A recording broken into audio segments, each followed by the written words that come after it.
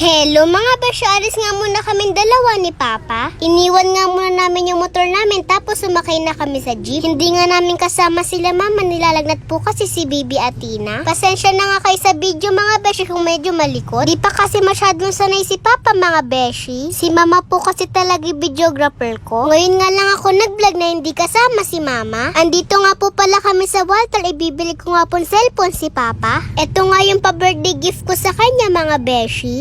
Pinapili ko nga siya kung ano yung gusto niya cellphone. Ito nga ang Infinix Hot 40 Pro yung nagustuhan niya. May pre-case na nga mga beshi, nagpalagay na nga lang siya ng tempered. Pinag-ipunan ko nga to talaga mga beshi, di ko kinukuha yung sahod ko. Nasira po kasi cellphone ni Papa, nilagay ni Ate na sa drum na may tubig. Ayan nga yung drum na pinaghulugan mga beshi.